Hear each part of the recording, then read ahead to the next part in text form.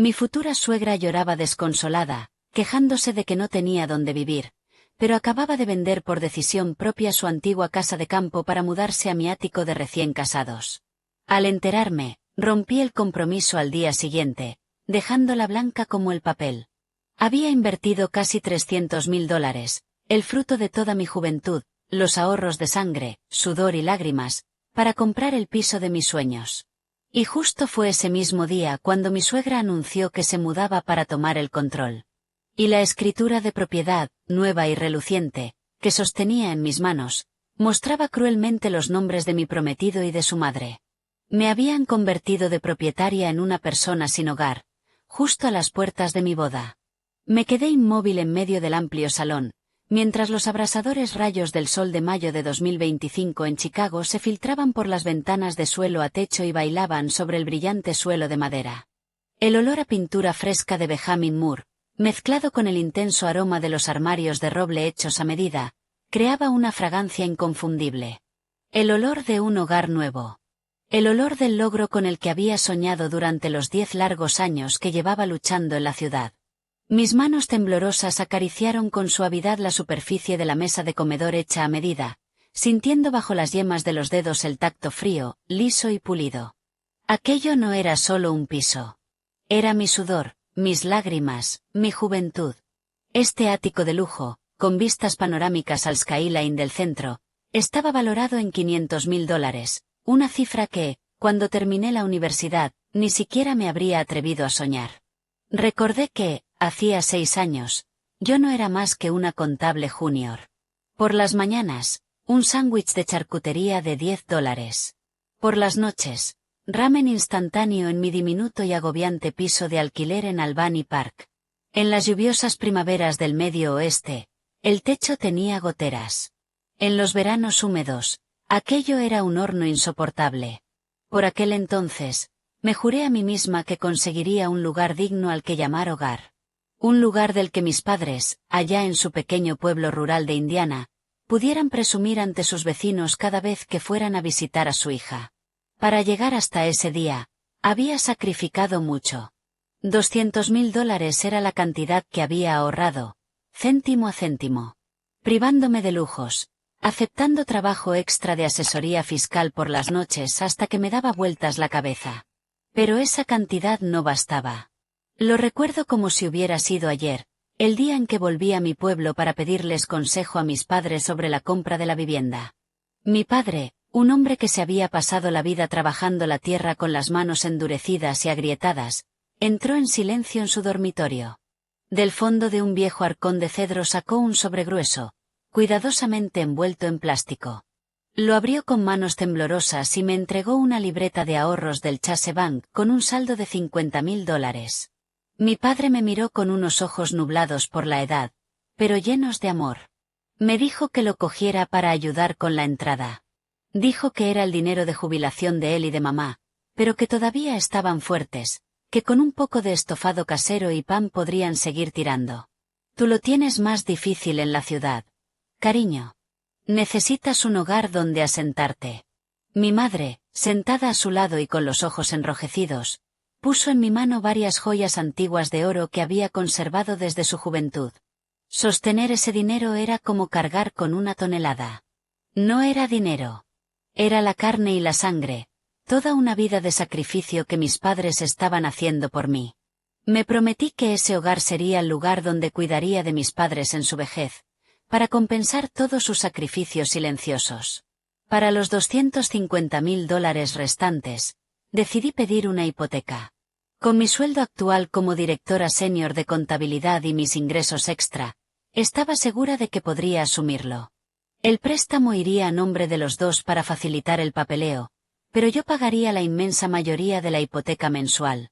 Liam, mi novio y prometido, había aceptado ayudarme a pagar la deuda. Liam trabajaba en ventas y tenía unos ingresos mucho más irregulares que los míos.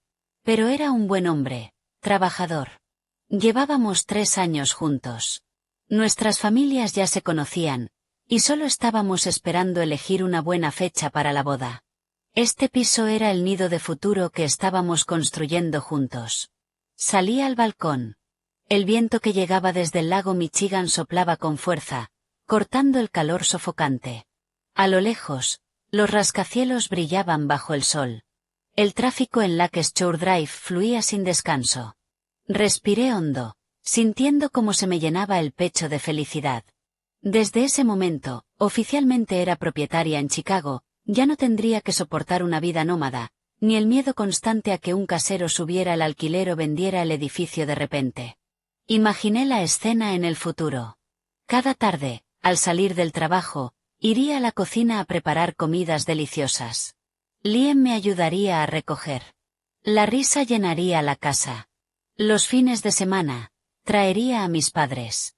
Se sentarían en este cómodo sofá a ver la tele o saldrían al balcón para disfrutar de las vistas de la ciudad en sus días libres. ¡Qué visión tan bonita era esa! También había invertido una cantidad considerable en el diseño interior, $80,000, para hacerlo todo con materiales de alta gama. Quería que todo fuera perfecto, duradero. Elegí yo misma cada armario de la cocina, la cama, el tocador, midiendo cada centímetro. Confié en Liam para supervisar a los contratistas y encargarse de los pagos a los proveedores de muebles. En aquel momento, yo estaba desbordada con las fechas límite de los impuestos anuales corporativos en mi empresa. Liam también se encargó de tratar con la promotora inmobiliaria y de hacer los pagos aplazados según el calendario. Ingenuamente pensé que pronto seríamos marido y mujer, que mi dinero también era su dinero. Dejarle encargarse de esas cosas era una forma de que sintiera su responsabilidad como pilar de nuestra familia. Miré el reloj. Ya había pasado el mediodía. Empezó a rugirme el estómago, pero no me sentía cansada en absoluto. La alegría de tener la casa de mis sueños eclipsaba todo lo demás. Saqué el iPhone, hice unas cuantas fotos de la terraza y del salón, y las envié al grupo familiar con mis padres y mi hermano pequeño. Poco después, el móvil empezó a vibrar sin parar con mensajes de felicitación y emojis. Sonreí, sintiendo que todo mi esfuerzo había merecido la pena. La vida parecía desplegarme una alfombra roja, una carrera estable, una casa preciosa, un buen prometido y una familia que siempre me apoyaba. Creí que era la mujer más afortunada del mundo, pero no tenía ni idea de que, detrás de la aparente calma del paisaje urbano, se estaba gestando en silencio una tormenta enorme, a punto de hundir todo lo que había construido con tanto esfuerzo. Y los planes más crueles venían precisamente de las personas en las que más confiaba, las que más quería. Mi teléfono, apoyado sobre la isla de cocina de mármol blanco, vibró de repente, rompiendo el silencio de la tarde. El sonido familiar de una notificación de iMessage resonó, pero esta vez era insistente, continua, como si anunciara algo malo. Cogí el teléfono. La pantalla se iluminó, mostrando una notificación de un chat grupal llamado Family First. Era el grupo privado de la familia de Liam, al que me habían añadido 2 meses antes, después de la pedida. La persona que enviaba el mensaje era Brenda, mi futura suegra. Era una nota de voz de 30 segundos. Le di al play. La voz chillona de Brenda, con su marcado acento rural del Medio Oeste, resonó por la estancia vacía. En el audio, Brenda hablaba muy deprisa, con un tono eufórico, pero el contenido me dejó paralizada. Decía que ya había vendido las tierras y la casa de campo al vecino de la carretera, que a la mañana siguiente iba a alquilar un camión de mudanzas para llevar a la ciudad todos sus adornos religiosos, sus recuerdos, las fotos de los abuelos y todos sus trastos para vivir con nosotros. Dijo que el piso que habíamos comprado era demasiado grande, con 3 dormitorios enormes, y que para qué iba a necesitar una pareja joven tanto espacio. Dejarlo vacío era un desperdicio, decía. Venía para cuidar la casa, quedarse con las llaves, hacer la compra y cocinar, para que nosotros pudiéramos trabajar tranquilos. Escuché el mensaje 3 veces, con las manos y los pies temblando, incapaz de creer lo que estaba oyendo. Me zumbaban los oídos. El corazón me golpeaba como si quisiera salírseme del pecho. Vender la casa de campo, mudarse a vivir con nosotros. Ni Liam ni Brenda me habían consultado una sola palabra sobre nada de esto. Era una decisión que cambiaba la vida. ¿Cómo podían decidir algo así por su cuenta sin preguntarme mi opinión, siendo yo la verdadera propietaria de esa casa? Respiré hondo. Tal vez Brenda estaba bromeando o solo pensaba venir una temporada, pero ese tono seguro, la historia de vender la casa al vecino y traer todas sus pertenencias, estaba claro que era un plan calculado. Solo estaban esperando a que el piso estuviera listo para ejecutarlo. De repente, sentí un escalofrío recorrerme la espalda en plena tarde calurosa. Marqué rápidamente el número de Liam. Los tonos de llamada se me hicieron largos, interminables, quemándome por dentro. A la tercera llamada, Liam respondió. De fondo oía tráfico y viento. Seguramente iba conduciendo. Le pregunté directamente por el mensaje de Brenda. Mi voz, aunque intentaba contener el temblor, dejaba ver mi desconcierto absoluto. Liam tartamudeó por el altavoz que iba conduciendo, que ya hablaríamos en persona cuando llegara a casa. Su actitud evasiva y vacilante no hizo más que aumentar la vaga inquietud que sentía. Él lo sabía. Estaba segura de que lo sabía desde antes, pero me lo había ocultado. Me desplomé en el sofá. Una sensación de vacío invadió mi mente. El piso de mis sueños, entregado así, sin más. La alegría ni siquiera había durado un instante, y la preocupación ya se cernía sobre mí. No es que yo fuera una nuera egoísta que no quisiera cuidar de su suegra, pero la forma de actuar de Brenda y el silencio de Liam me hacían sentir profundamente faltada al respeto. Yo era quien había puesto el 90% del dinero para comprar ese lugar. Yo era quien afrontaba la enorme hipoteca mensual, y aún así era la última en enterarme de quién iba a vivir en mi propia casa. Volví a mirar alrededor del piso. Los muebles que había elegido con tanto cuidado de pronto me parecieron ajenos. Brenda decía que venía a gestionar el dinero y la comida. La palabra gestionar sonaba tan pesada, tan autoritaria. Yo estaba acostumbrada a vivir de forma independiente, a ser económicamente autónoma desde muy joven. Que alguien quisiera meterse de repente en mi vida privada, tomar el control dentro de mi propia casa, ¿a quién no le iba a molestar? Además, las costumbres de dos generaciones y de dos mundos distintos, el rural y el urbano, eran completamente diferentes. Brenda era una mujer tradicional del campo, que apretaba cada céntimo, a veces hasta rozar la tacañería, y que además era crítica y obsesiva con los detalles más pequeños. Yo, en cambio, era una mujer corporativa moderna, trabajando en un entorno de alta presión, que al llegar a casa necesitaba comodidad y privacidad. El choque era inevitable. Pero más aterrador que las diferencias de estilo de vida era la sensación de haber caído en una emboscada, de que me estaban poniendo delante un hecho consumado. Saltó otro mensaje. Esta vez, una foto que Brenda envió al grupo. Era la imagen de un montón desordenado de trastos metidos en cajas de mudanza, con una frase arrogante. Ya lo tengo todo empaquetado. Solo estoy esperando el momento adecuado para salir hacia allí. Al ver esas cajas de cartón apiladas, a rebosar, y un par de baúles viejos, sentí que me faltaba el aire. El espacio elegante y sofisticado que yo había diseñado con tanto cuidado estaba a punto de ser invadido por objetos viejos, fuera de lugar, y por la presencia imponente de una suegra calculadora. No respondí a ninguno de los mensajes del grupo. Necesitaba una explicación satisfactoria de Liam. Necesitaba saber cuál era mi lugar en esa familia, esposa, hija o simplemente un cajero automático para que ellos ejecutaran sus planes. El sol de la tarde comenzó a caer, proyectando manchas largas y desiguales de luz sobre el suelo. Sonó el timbre, estridente, interrumpiendo mis pensamientos confusos. Miré por la mirilla digital y vi a Liam de pie al otro lado, sudando a chorros, con la camisa pegada a la espalda, pero con una extraña expresión de alegría en la cara. Abrí la puerta.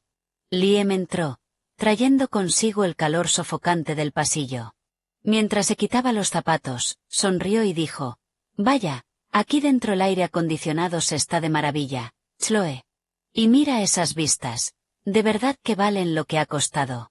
Caminó por el salón, acariciando el sofá, dando golpecitos en la mesa de madera, con una expresión de total satisfacción. Su actitud despreocupada era como si el mensaje de su madre nunca hubiera existido, o como si fuera una noticia feliz que celebrar. Yo me quedé de pie, con los brazos cruzados, apoyada en la pared, observando fríamente su actuación. Cuando Liam se giró y vio mi cara seria, La sonrisa desapareció de sus labios. Se acercó intentando rodearme con el brazo, pero di un paso atrás, esquivando su contacto. Le pregunté directamente por la venta de la casa de su madre y por su mudanza. Le pregunté por qué no había hablado conmigo de algo tan importante. ¿Por qué había dejado que su madre vendiera su casa sin que nosotros hubiéramos acordado nada? Mi voz era firme, intentando mantenerse calmada, pero cada palabra cortaba como un cuchillo. Liam pareció desconcertado por un momento. Evitaba mirarme a los ojos. Se rascó la cabeza, forzó una sonrisa y empezó a poner excusas. Dijo que su madre lo había decidido todo muy deprisa, que a él también le había pillado por sorpresa, pero que, pensándolo bien, lo que estaba haciendo su madre era por amor a sus hijos y a sus futuros nietos. Dijo que, al vender la casa de Indiana, había conseguido una buena suma de dinero que nos daría para ayudar con las deudas, y que aquí ella se encargaría de cocinar y limpiar. Nosotros solo tendríamos que trabajar y ganar dinero. Viviremos como reyes, dijo. Escucharlo era absurdo. Vivir como reyes o ponerme una soga al cuello. Le pregunté a Liam si su madre venía de visita o a quedarse para siempre. Liam respondió con total naturalidad. A quedarse, claro. Ha vendido su casa. ¿A dónde va a ir, si no? Añadió que su madre se encargaría de las finanzas y de gestionar los gastos del hogar para ahorrar dinero. Dijo que yo gastaba demasiado en ropa en Nordstrom y en maquillaje caro, y que era mejor que su madre administrara el presupuesto. Así, en el futuro, tendríamos un fondo universitario para los niños. En ese momento, ya no pude contenerme más. Miré a Liam directamente a los ojos y le pregunté con qué derecho permitía que su madre gestionara mi dinero. El dinero del piso era mío. Yo estaba pagando la hipoteca. Yo estaba cubriendo los gastos de la casa. Si su madre venía a vivir con nosotros, yo estaba dispuesta a cuidarla. Pero que interfiriera en mis finanzas y en mi vida privada era inaceptable. Dejé clara mi postura. Un matrimonio necesita su propio espacio. La decisión de que su madre se mudara tenía que hablarse y acordarse entre los dos, no imponerse como una realidad forzada. El rostro de Liam se oscureció. Su actitud cambió por completo. Frunció el ceño y su voz se volvió áspera. Me acusó de ser calculadora y tacaña con su madre, de tener pensamientos egoístas incluso antes de convertirme en su esposa. Sacó el argumento de siempre, el deber hacia los padres, para darme una lección. Dijo que su madre había sacrificado toda su vida por él. Que ahora que era mayor, era lo natural y lo correcto que se mudara a vivir con su hijo. Incluso dijo que, como yo tenía un sueldo alto, yo pagaría las facturas y su madre pondría el trabajo manual. Así que estábamos en paz. ¿Dónde estaba el problema? Las palabras de Liam fueron como un cubo de agua helada. Resulta que, a sus ojos, los sacrificios de mis padres y el dinero que yo había ganado con mi propio sudor no valían nada comparados con las tareas domésticas que iba a hacer su madre. Él consideraba natural mi obligación de sostener económicamente la casa, mientras que el control total de su madre sobre todo era, según él, una cuestión moral. La lógica retorcida de un niño de mamá quedó expuesta con toda claridad, y me recorrió un escalofrío. Miré al hombre con el que estaba a punto de casarme y, de repente, me pareció un completo desconocido. Este no era el Liam amable y comprensivo del que me había enamorado. Delante de mí había un hombre débil, egoísta y calculador. No le importaban mis sentimientos. No respetaba todo lo que yo había aportado. Solo pensaba en su propio beneficio y en el de su madre.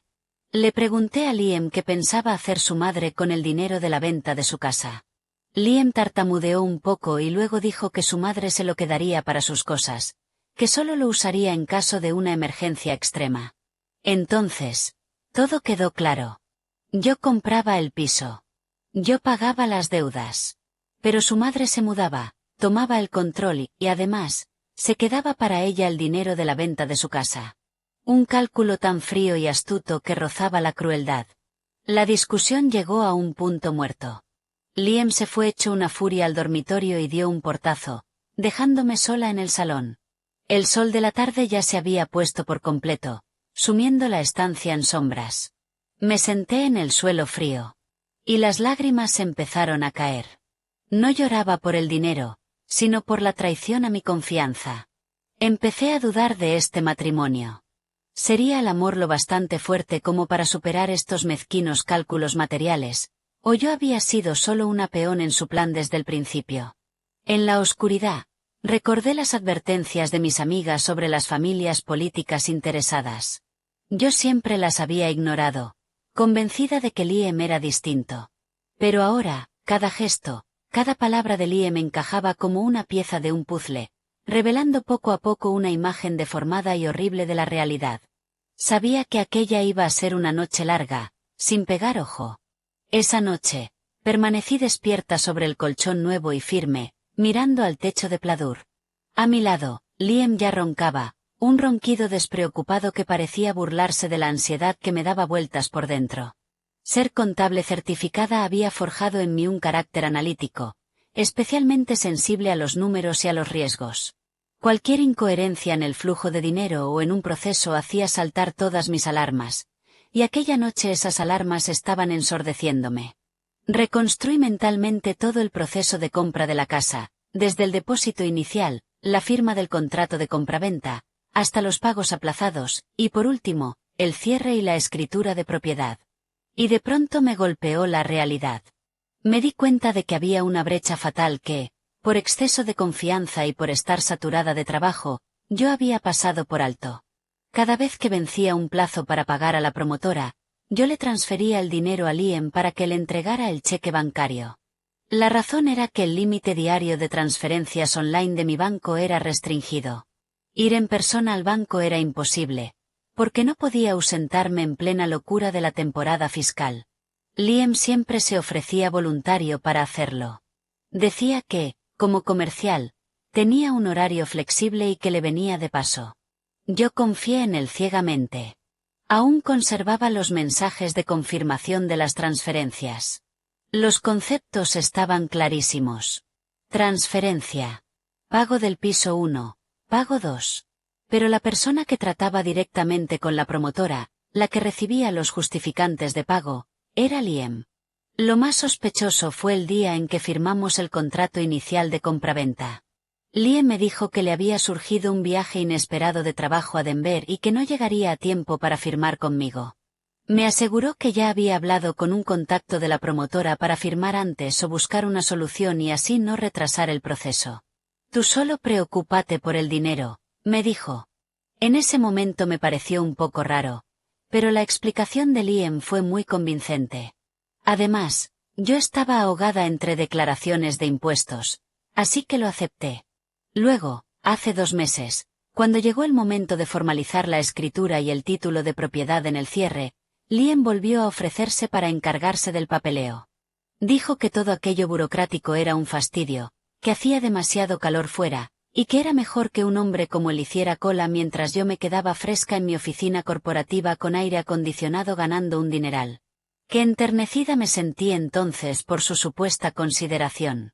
Pero ahora, pensándolo bien, ¿era consideración o una jugada perfectamente orquestada para mantenerme alejada del proceso legal más importante? ¿Por qué siempre encontraba la manera de ir solo en los momentos decisivos? ¿Por qué su madre se sentía hoy con la autoridad de anunciar que vendía su casa para mudarse y tomar el control, como si ese piso perteneciera por derecho a su familia? Mi instinto me decía que a mis espaldas estaba pasando algo turbio. Una estafa organizada, calculada. Me levanté en silencio y salí al balcón con el móvil. El viento fresco de la noche no lograba apagar el fuego que tenía en la cabeza. Abrí la app bancaria de Chase y revisé el historial de movimientos de los últimos 2 años. Las cifras aparecían cristalinas. $50.000, $30.000, $40.000. Todo iba a parar a la cuenta de Liam. En total, le había transferido casi $200.000 en efectivo, sin contar el dinero del diseño interior. Llamé a Aaron, mi mejor amiga, que es abogada. Aaron respondió con voz soñolienta, pero en cuanto le expliqué mis sospechas, se despertó al instante. Aaron me advirtió de que, si mi nombre no figuraba en los documentos legales, por mucho dinero que yo hubiera puesto, legalmente corría el riesgo de quedarme sin nada. Me aconsejó que fuera a primera hora de la mañana a la oficina del registro de la propiedad del condado para verificar la situación legal del inmueble. Las palabras de Aaron me dieron fuerzas. No podía quedarme sentada esperando a que cayera el desastre. No podía dejar que me robaran de una forma tan descarada 10 años de juventud y de esfuerzo. Volví al dormitorio y miré a Liam, que dormía profundamente. Sentí una mezcla de asco y lástima. El hombre al que había amado con toda mi alma, aquel a quien iba a confiarle toda mi vida, era el cerebro detrás de aquella farsa. A la mañana siguiente, me levanté muy temprano. Me maquillé con cuidado para disimular las ojeras. Le mentí a Liam. Le dije que tenía una reunión urgente y temprana con unos clientes internacionales y que tenía que irme. Liam, todavía medio dormido, se limitó a murmurar algo y a volverse a tapar con el edredón. Ver lo poco que le importaba solo hizo que mi determinación por llegar hasta el fondo fuera aún mayor. Arranqué el coche y me incorporé al denso tráfico matutino de Chicago. Mi destino no era mi oficina corporativa en el Loop, sino la oficina del registro de la propiedad del condado de Cook. En mi cabeza solo había una pregunta. ¿De quiénes son los nombres que figuran en esa escritura? La respuesta decidiría el destino de mi matrimonio y de mi vida. Apreté el acelerador, avanzando como una guerrera que se dirige a una batalla a vida o muerte. Una batalla para proteger mi honor y mis bienes. A las 9 de la mañana, el sol de Chicago ya empezaba a apretar, desprendiendo calor del asfalto humeante. Yo estaba de pie dentro del edificio del condado. El sudor me humedecía la blusa. El aire estaba cargado con olor a tinta, a papel y a la impaciencia de cientos de personas esperando su turno. Saqué un número y me senté en una silla de plástico en la zona de espera.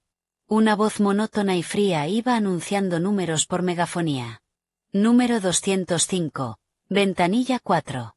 Número 206, ventanilla 5. Cada vez que el altavoz crujía, el corazón me daba un vuelco. A mi alrededor, algunas personas se abanicaban con carpetas. Otras gritaban por teléfono hablando de disputas por propiedades.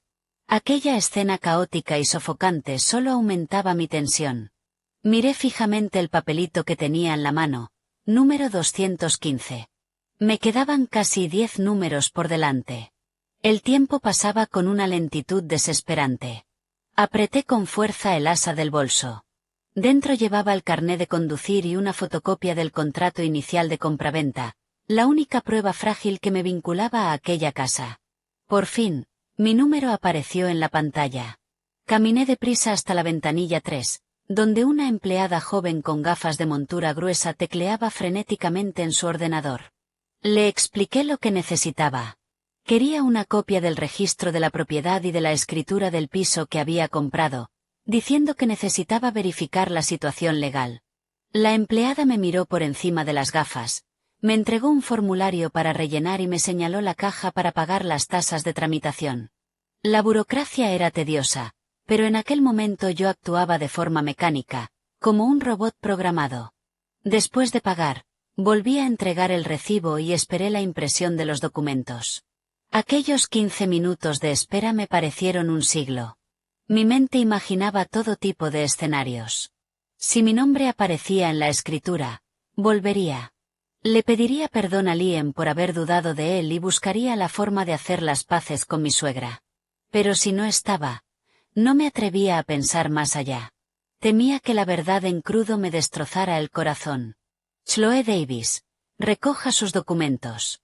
La voz de la empleada me devolvió de golpe a la realidad. Me levanté de un salto y casi corrí hasta la ventanilla. La empleada me entregó varias hojas con el sello oficial del condado. Sostuve el registro de la propiedad entre las manos, con los ojos clavados en la sección de adjudicatario, propietario. Las letras negras y en negrita aparecieron ante mí, claras, afiladas y brutalmente crueles. Propietarios, Liam Jenkins, nacido en 1994, y Brenda Jenkins, nacida en 1970. Forma de adquisición, copropiedad conjunta, 50% de participación cada uno. Me froté los ojos y lo leí una y otra vez. Mi nombre no estaba.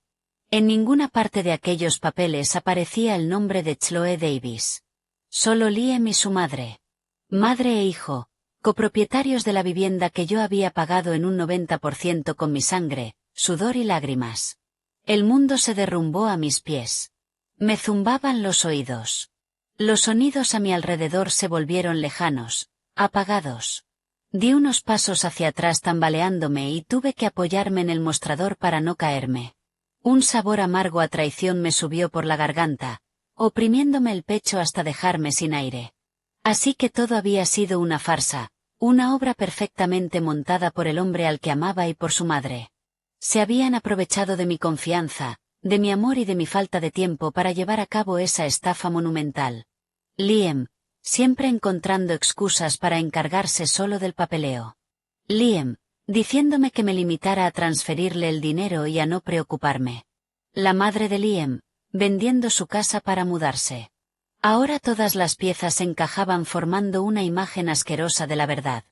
No solo querían mi dinero. Querían convertir mis bienes, ganados con tanto esfuerzo, en propiedad exclusiva de su familia. Si me casaba con Liam, ese piso seguiría siendo de él y de su madre. Si nos divorciábamos, yo me iría con las manos vacías. Malvados.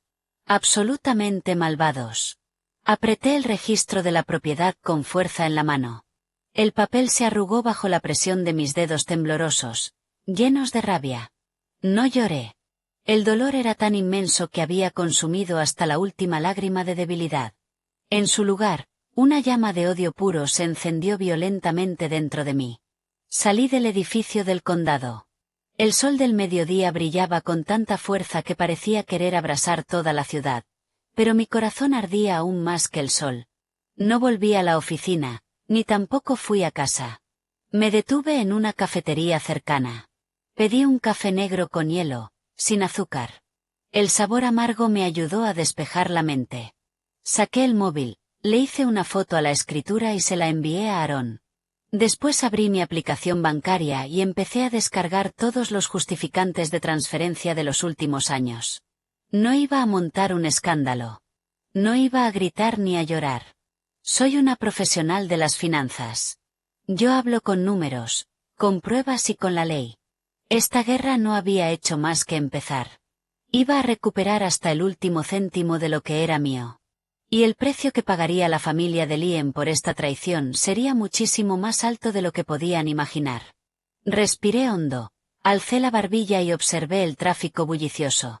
La Chloe de ayer, la chica ingenua que creía en un amor de color de rosa, murió en aquella oficina del registro. Ahora solo quedaba una Chloe fuerte y astuta, lista para luchar hasta el final. Salí de la cafetería con la mente revuelta, pero con una determinación de hierro. No regresé al despacho. En lugar de eso, conduje directamente a nuestro piso de alquiler en Lincoln Park. Eran las 2 de la tarde. Liam seguía en la oficina, así que el apartamento estaba en silencio absoluto. Entré en el dormitorio, miré los objetos familiares que habíamos comprado juntos durante los últimos 3 años, y una punzada amarga me atravesó. Ese televisor de pantalla grande lo compré yo con mi paga extra de Navidad del año pasado. Esa mesa de comedor de roble hecha a medida fue mi regalo de cumpleaños para él. Todo estaba impregnado de recuerdos, pero ahora no eran más que testigos mudos de un amor construido sobre mentiras. Me senté en el escritorio y encendí el portátil. Lo primero que hice fue entrar en mis cuentas de Chase y Bank of America.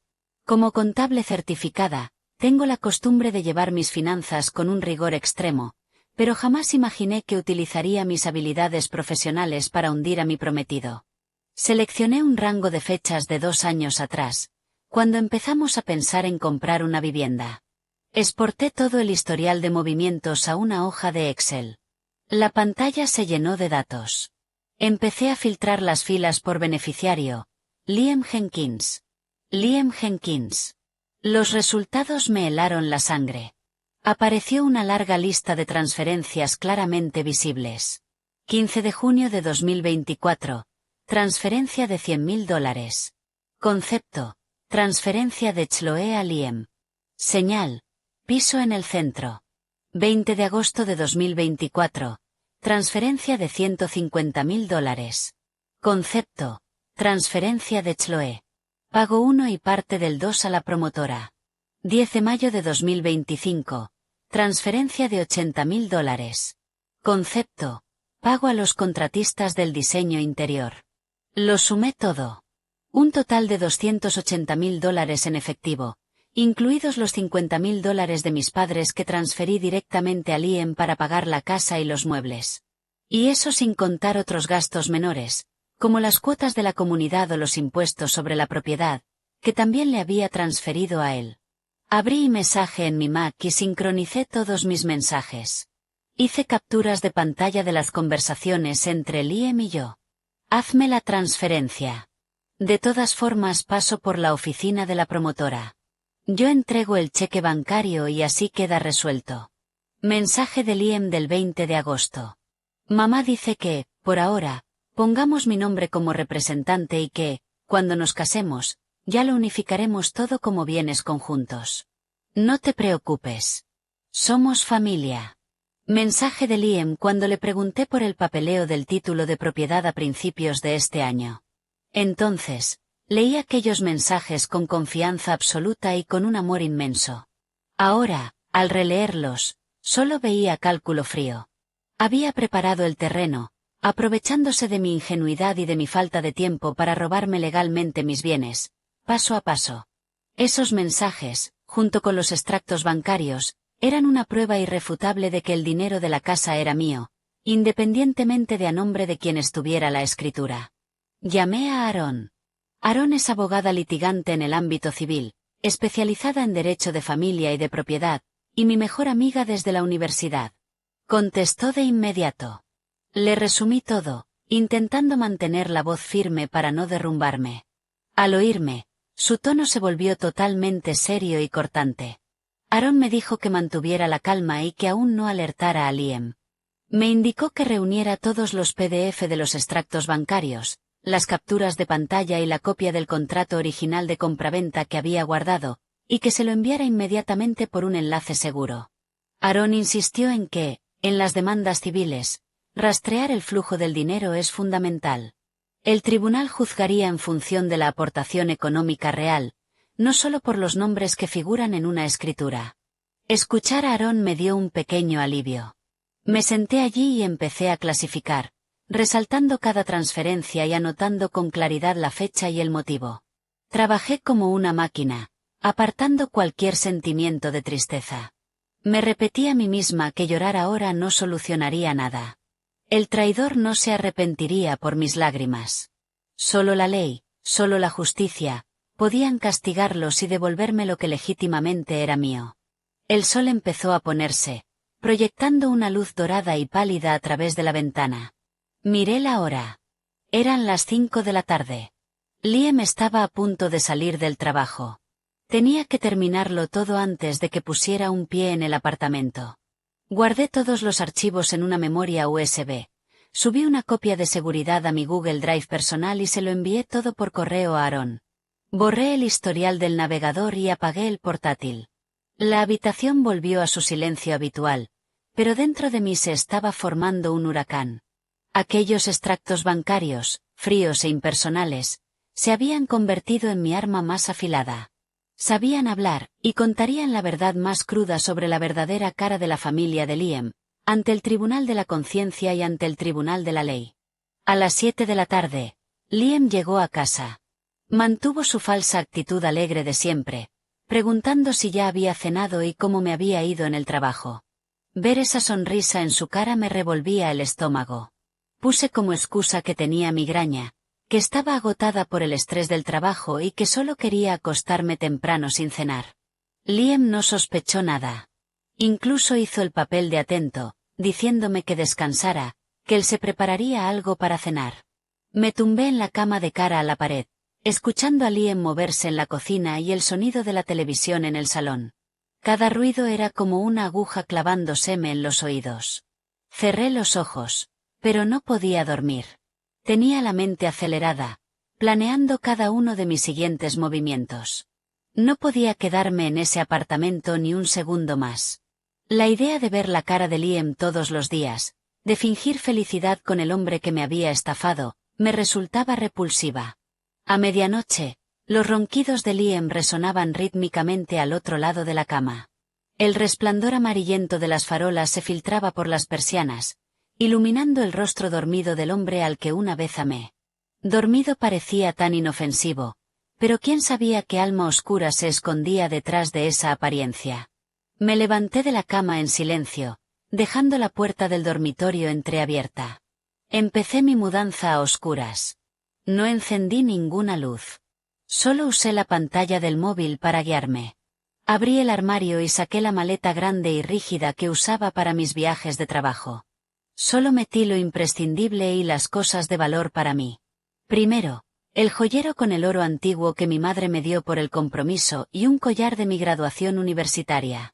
Después, mis documentos personales, el pasaporte, la tarjeta de la Seguridad Social, mi licencia de contable certificada, mi título universitario. Eran cosas indispensables que no podía dejar atrás. Guardé mi ropa de trabajo, mis vestidos favoritos, los cargadores del portátil y el disco duro externo con datos importantes. Lo empaqué todo con meticulosidad. Lo hice en absoluto silencio, moviéndome con la suavidad de un gato. Tenía la frente perlada de sudor, pero apenas me atrevía a respirar. Eché un último vistazo al piso de alquiler. Decidí dejar los aparatos grandes, como la tele y los electrodomésticos. Primero, porque no podía llevármelos en mitad de la noche. Segundo, para que Liam no sospechara que me había marchado para siempre. Quería que pensara que simplemente me había ido de viaje de trabajo de repente o que había vuelto a casa de mis padres, en Indiana, unos días.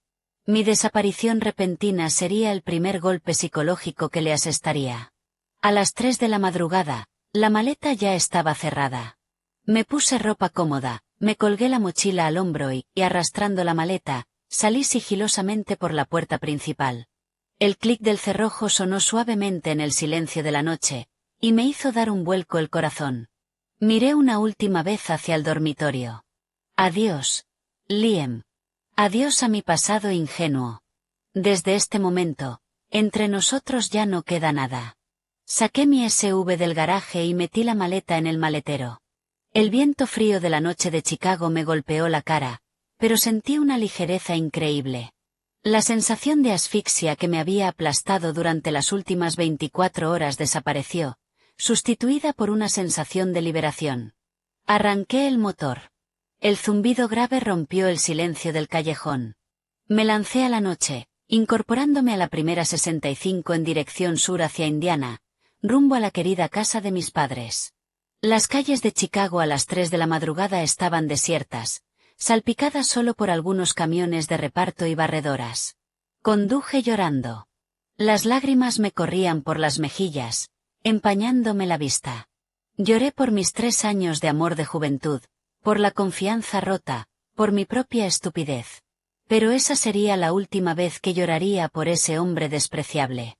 Llegué a casa de mis padres poco antes de las 5 de la mañana. La conocida casa de campo permanecía en silencio. No me atreví a llamar por miedo a despertarlos. Me senté en los escalones del porche, apoyando la cabeza sobre la maleta, esperando a que amaneciera. En el aire flotaba el aroma de los pinos y del rocío de la mañana. El olor de mi infancia, el olor de la paz. Cerré los ojos, sintiéndome como una niña perdida que por fin había encontrado el camino de vuelta a casa. Allí estaba a salvo. Allí tenía a mi familia, el pilar más fuerte en el que apoyarme para enfrentar la tormenta que venía. A las 7 de la mañana, estaba sentada en la isla de la cocina de mis padres. Se habían levantado temprano y se quedaron impactados al ver a su hija con todo el equipaje. Pero, al ver mis ojos hinchados, supieron que había pasado algo terrible. Les pedí que me dejaran resolver primero un asunto antes de explicárselo todo con detalle. Mis padres asintieron y, en silencio, se pusieron a preparar café y desayuno, dándome espacio. Abrí el portátil y redacté un correo para Liam. Al mismo tiempo, copié el texto y se lo envié por iMessage tanto a él como a Brenda. El asunto era breve, pero devastador. Notificación de ruptura del compromiso y reclamación de devolución de fondos. En el correo expuse cada punto con claridad, lógica y firmeza, exactamente como debe hacerlo alguien que trabaja con números. Primero, declaré la ruptura de mi compromiso con Liam Jenkins.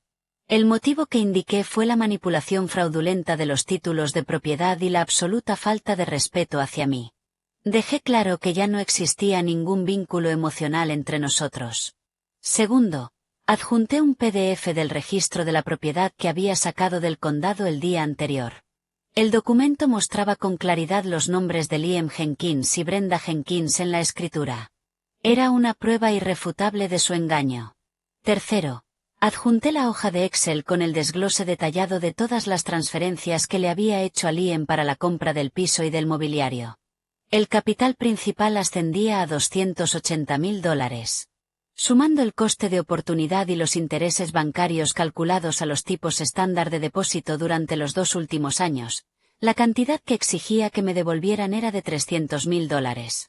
Escribí: exijo que usted y su familia me devuelvan la suma de $300.000 en un plazo de 7 días a partir de hoy. Este es el dinero ganado con la sangre, el sudor y las lágrimas, tanto mías como de mis padres. Si transcurren 7 días y no he recibido la cantidad completa, procederé a presentar una demanda en el juzgado civil y a denunciar a su familia ante la policía por presunta estafa mediante transferencias y robo a gran escala. No deseo discutir ni debatir más. Resolvámoslo dentro del marco de la ley. No intenten ponerse en contacto conmigo para dar explicaciones o suplicar. Es inútil. Releí el correo una última vez. Respiré hondo y pulsé enviar. Inmediatamente después, envié el mismo texto por el chat grupal a Liam y a Brenda. En cuanto aparecieron las confirmaciones de lectura, bloqueé sus números de teléfono, sus perfiles en redes sociales y a todos y cada uno de sus familiares. No quería escuchar excusas, insultos ni súplicas. Necesitaba mantener la cabeza fría para prepararme para la batalla legal.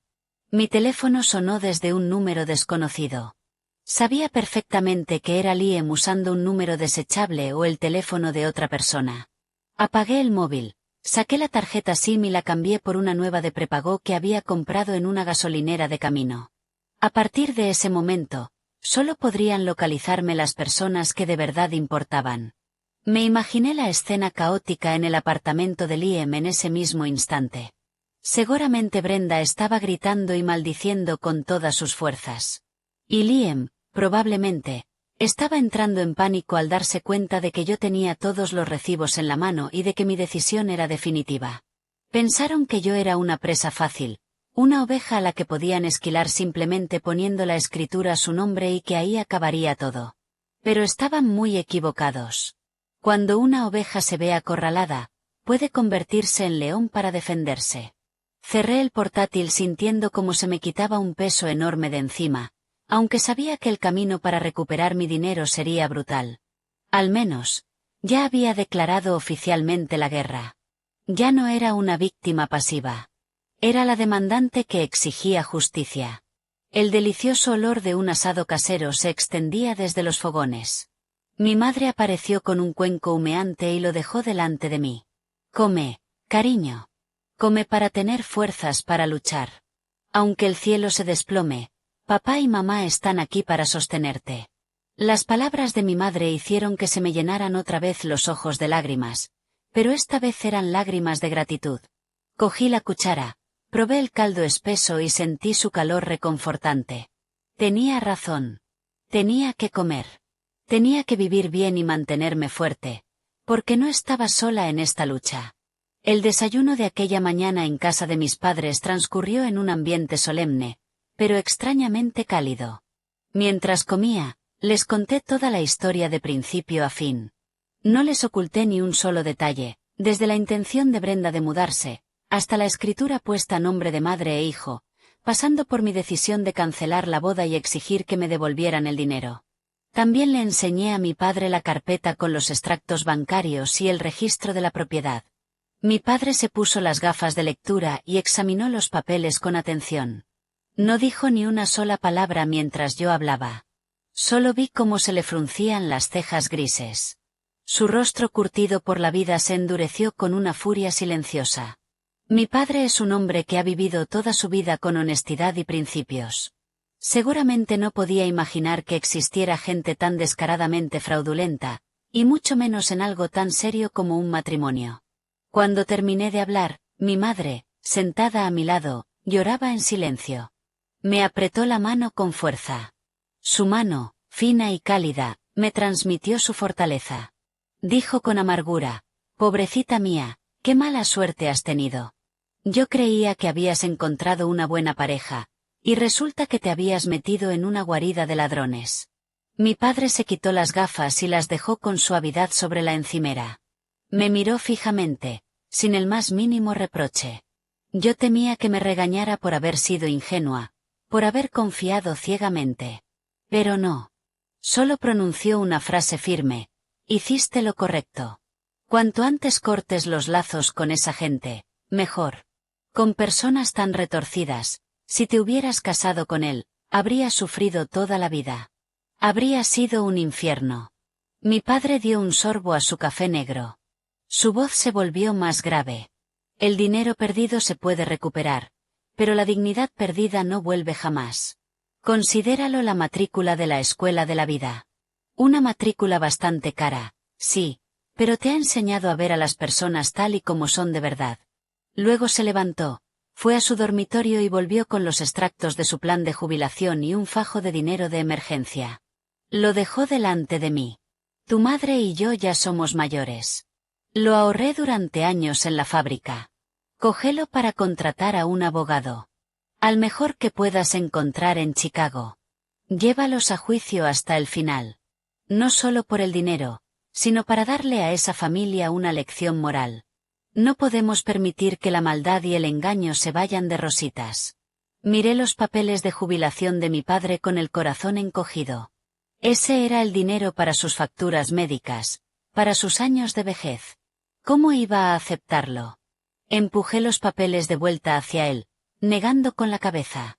«No puedo coger esto, papá. Todavía tengo algunos ahorros. Puedo arreglármelas. Guárdalo para una emergencia. Lo siento mucho por causarte esta preocupación a tu edad».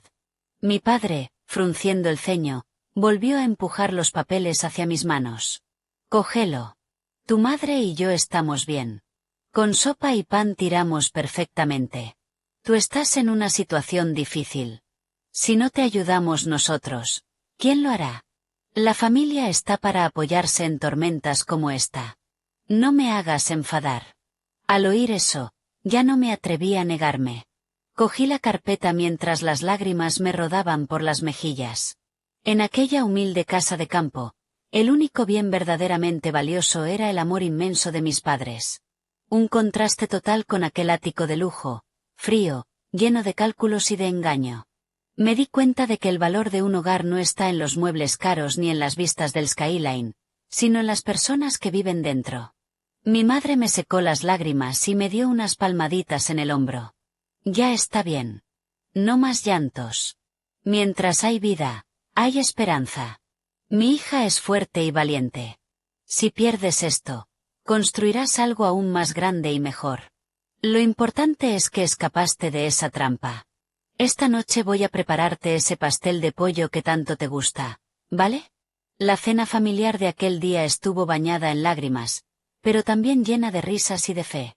Sentí como si me hubieran dado 1000 veces más fuerza. Con mis padres a mi lado, ya no le tenía miedo a nada.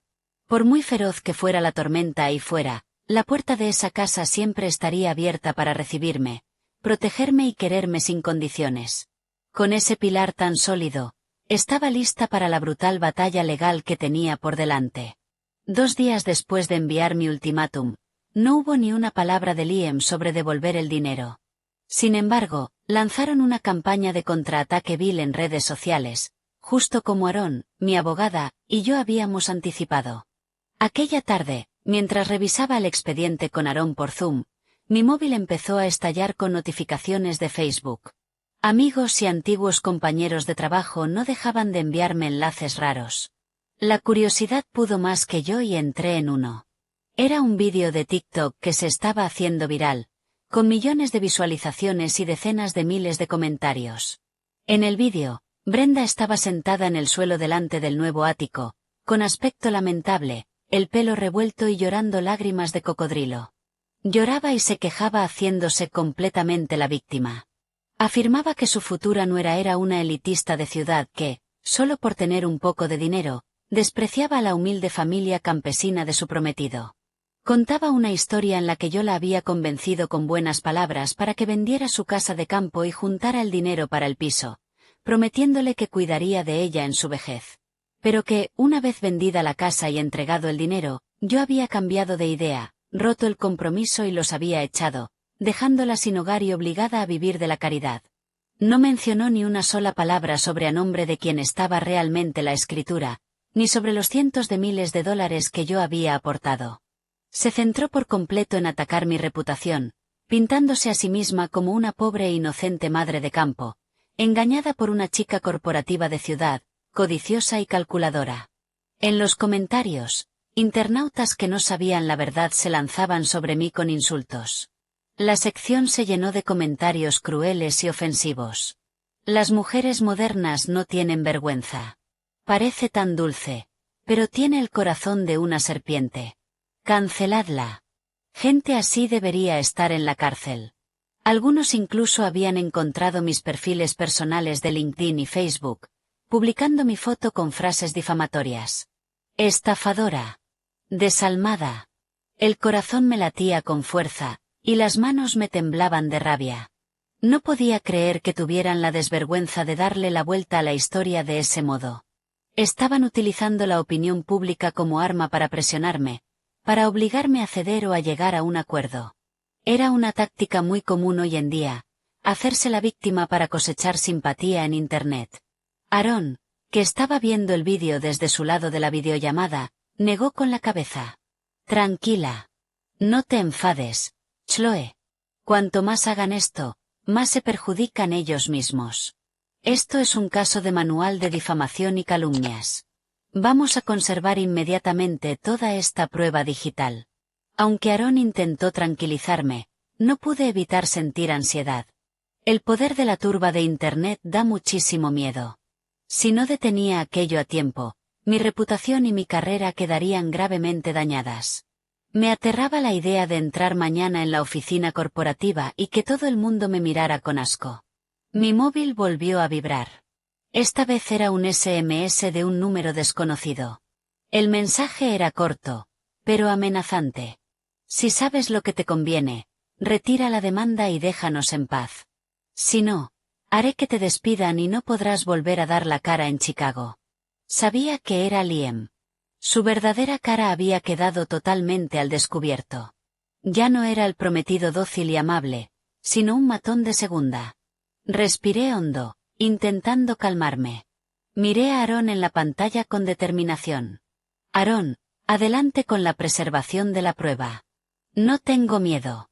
Si no has hecho nada malo, no tienes nada que temer. También vamos a denunciarlos por difamación y acoso. Cerré Facebook decidida a no leer ni un solo comentario más. Comprendí que esta guerra no solo se libraba en los tribunales, sino también en el terreno de la opinión pública y de la guerra psicológica. Querían que me derrumbara, que tuviera miedo. Pero no iba a permitírselo. Solo hay una verdad, y yo la tenía en mis manos. Afuera, la noche cubría el Medio Oeste, pero dentro de mí el fuego de la resistencia ardía más fuerte que nunca. Al día siguiente, saldría con la cabeza bien alta. Le enseñaría al mundo quién era la verdadera víctima y quiénes eran realmente los estafadores disfrazados de gente honrada. La mañana del lunes, el ambiente en mi exclusivo edificio corporativo del Loop de Chicago estaba tan agitado y acelerado como siempre. Entré en el majestuoso vestíbulo con mi traje entallado, intentando mantener la compostura. Aunque por dentro era un manojo de nervios por culpa de los rumores de Internet, me repetía que tenía que caminar con la cabeza alta. No había hecho nada malo. Yo era la víctima. No tenía ningún motivo para esconderme. Justo cuando crucé las puertas giratorias, un alboroto cerca del mostrador de recepción llamó mi atención. Se había reunido una multitud señalando y susurrando. Una sensación de hundimiento me atravesó. El corazón empezó a acelerárseme. Me abrí paso entre la gente, y la escena me heló la sangre. Brenda y Liam estaban allí, en medio del lujoso vestíbulo de mármol, pero no habían venido para hablar civilizadamente.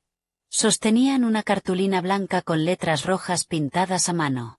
Chloe Davis es una estafadora, nos robó el dinero, es una desalmada. La nuera echa a una madre anciana a la calle. Brenda iba vestida con ropa andrajosa, con un pañuelo en la cabeza, como si estuviera de luto. Con un megáfono barato, gemía desconsoladamente. Le gritaba a cualquiera que quisiera escucharla que yo la había engañado para que vendiera su casa de campo, le había robado los ahorros de toda su vida y luego había roto la boda, dejándola sin hogar. Su voz retumbaba en los techos altos, atrayendo la atención de cientos de empleados corporativos que llegaban al trabajo. Liam, de pie a su lado, mantenía la cabeza baja, pero sujetaba con firmeza uno de los extremos de la pancarta. No se atrevía a mirar a nadie a los ojos, pero su participación era la forma más cobarde de complicidad. Querían arruinarme la vida, hacer que me despidieran, arrebatarme la dignidad, para que acabara arrastrándome ante ellos de rodillas y suplicando clemencia. El personal de seguridad del edificio acudió rápidamente al lugar. El jefe de seguridad les pidió con firmeza que abandonaran las instalaciones por alterar el orden, pero Brenda se tiró al suelo de mármol, pataleando y gritando que la estaban agrediendo, que las élites corporativas estaban abusando de la gente pobre y trabajadora. Era una escena de caos nunca antes vista en aquel edificio de oficinas de categoría A. Mis compañeros de la empresa empezaron a bajar en los ascensores. Miradas de curiosidad, de lástima y susurros contenidos me rodeaban. Escuché claramente a una recepcionista susurrarle a alguien que jamás habría imaginado que Chloe, tan arreglada y elegante, le robaría a su suegra. Una oleada de humillación y vergüenza me recorrió. La cara me ardía. Me zumbaban los oídos. Quise salir corriendo, encontrar un agujero en el que meterme, pero entonces la imagen de la escritura sin mi nombre apareció en mi mente. Su descaro había traspasado todos los límites. Si huía ahora, perdería, y ellos se saldrían con la suya. Respiré hondo y recuperé la compostura. Caminé directamente hacia Liam y Brenda. Al verme, Brenda chilló aún más fuerte a través del megáfono, señalándome y soltando los peores insultos. Yo no discutí con ella. Me giré hacia el jefe de seguridad y dije con voz alta y clara: por favor, llamen al Departamento de Policía de Chicago. Esto es allanamiento, acoso y difamación. Voy a esperar aquí mismo hasta que llegue la policía. No me muevo. Al oír la palabra policía, Liam empezó a temblar. Tiró del brazo de su madre, susurrándole que debían irse. Pero Brenda, envalentonada por su propia actuación, apartó de un manotazo la mano de Liam y siguió lanzando insultos. Pensó que, montando una escena enorme, yo me asustaría por mi reputación corporativa y les firmaría un cheque. Pero estaba completamente equivocada. Mi reputación era importante, pero la justicia era lo primero. Lauren, la directora de recursos humanos de mi empresa, acababa de entrar. Miró la pancarta, luego me miró a mí. Yo la miré directamente a los ojos con una determinación inquebrantable, sin apartarle la mirada. Le dije: Lauren, siento que un asunto legal personal haya llegado al lugar de trabajo, pero te aseguro que todo lo que afirman es una mentira demostrable, y voy a emprender acciones legales de inmediato. Lauren asintió. Me dijo que mantuviera la calma, que la empresa tomaría decisiones basadas en hechos, no en numeritos de espectáculo montados en el vestíbulo. Un coche patrulla se detuvo fuera de las puertas de cristal, con las luces encendidas. Bajaron dos agentes. Al ver los uniformes, Brenda se cayó al instante. Se levantó torpemente y enrolló deprisa la cartulina. Su actitud desafiante desapareció, sustituida por el pánico puro de alguien que sabía que había cruzado la línea. Expliqué brevemente la situación a los agentes y pedí presentar una denuncia formal. Liam y Brenda fueron escoltados hasta la comisaría. Yo los seguí en mi propio coche para prestar declaración. Al salir del edificio, el sol de Chicago seguía brillando, pero ya no sentía su calor. La humillación de antes se había transformado en un bloque de acero frío dentro de mi pecho. Me di cuenta de que, desde ese momento, cualquier resto de apego emocional había muerto. Las personas que estaban frente a mí ya no eran mi prometido y mi futura suegra, sino enemigos que intentaban robar el fruto de mi trabajo. Y yo iba a luchar hasta el final para defender mi honor. Después de prestar declaración en comisaría, no me fui a casa. Pedí un Uber directamente al despacho de Aaron, en River North. Aaron me estaba esperando con una taza de té caliente. Al ver mi aspecto agotado, pero también la determinación ardiente en mis ojos, supo que la guerra había comenzado oficialmente. Aaron me dijo que, en la era digital, las pruebas electrónicas se borran con facilidad. Las publicaciones de Facebook y los vídeos de TikTok podían desaparecer en cuanto la otra parte se viera acorralada. Las palabras se las lleva el viento, pero la documentación jurada permanece. Por eso necesitábamos un método legalmente blindado para congelar la verdad. Una preservación forense digital y una declaración jurada. Aaron me explicó que contrataríamos a una empresa especializada para capturar los metadatos, las URL y los archivos de vídeo, y que luego ella los adjuntaría a una declaración jurada firmada bajo pena de perjurio, haciéndolo admisible ante el tribunal. Actúa como una fotografía de la realidad objetiva en un momento concreto. Acepté de inmediato. No me importaba el coste. Contratar a la empresa y tramitar las declaraciones podía costar unos cuantos miles de dólares, pero era el escudo de acero que me protegería del tribunal de la opinión pública y de las mentiras de la familia de Liam. Nos pusimos manos a la obra. Primero, las publicaciones en redes sociales.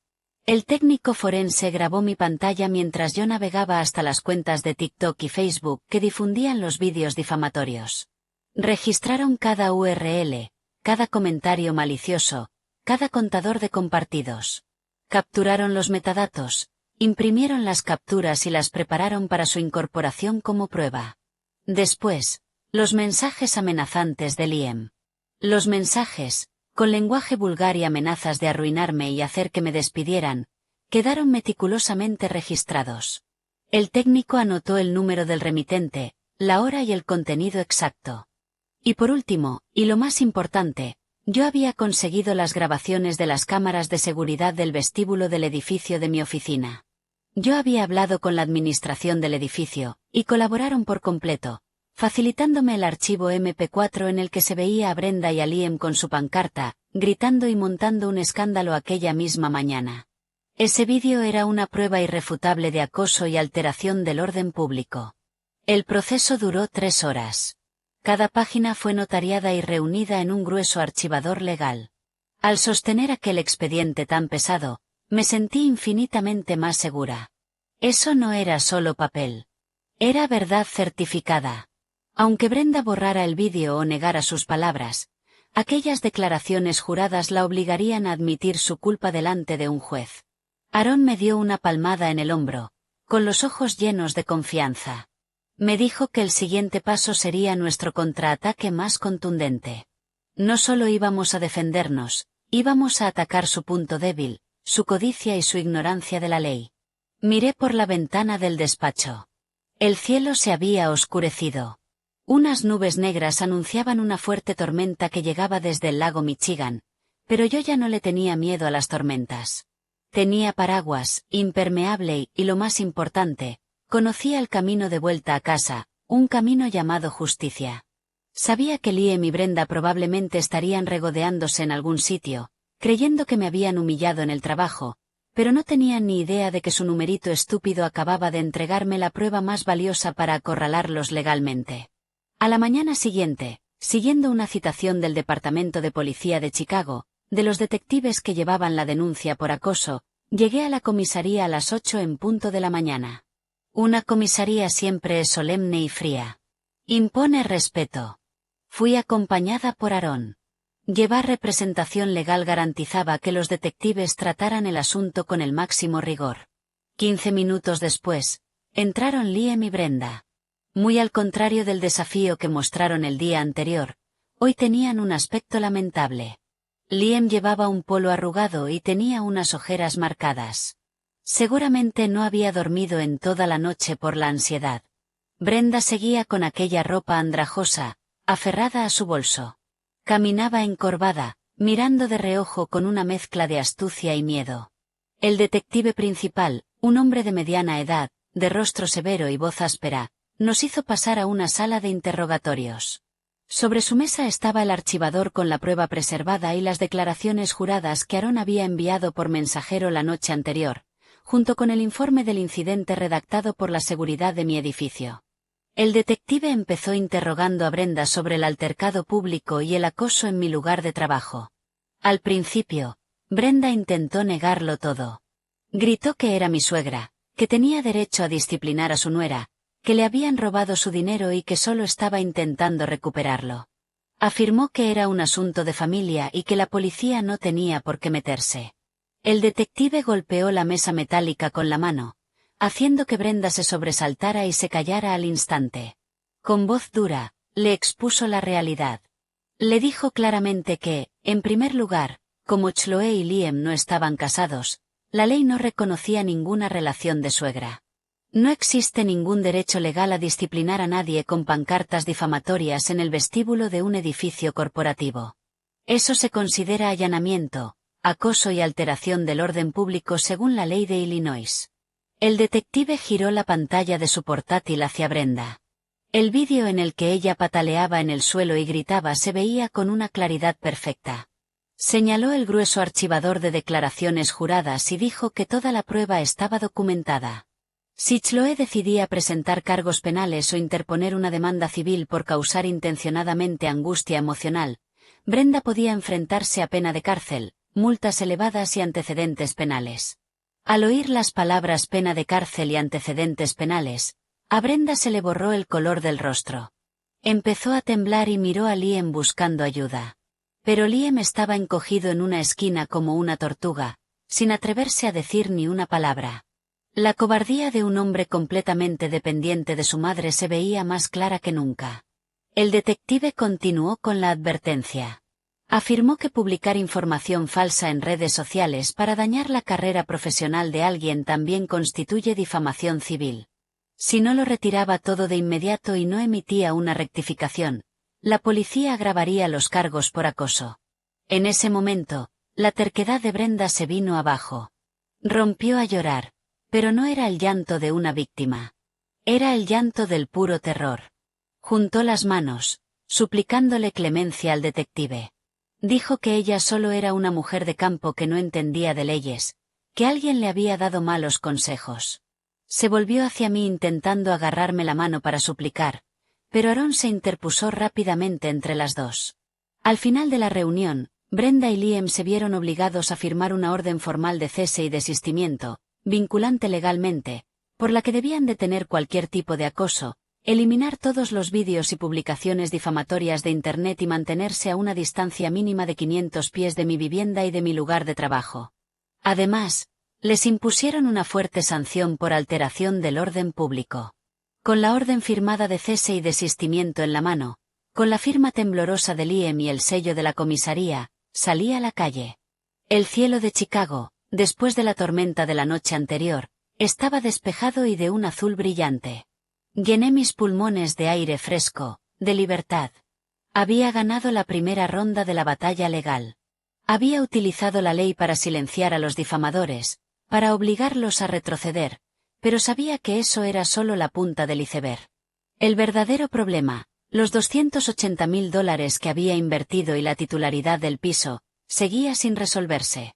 La familia de Liam no iba a soltar tan fácilmente una suma tan enorme.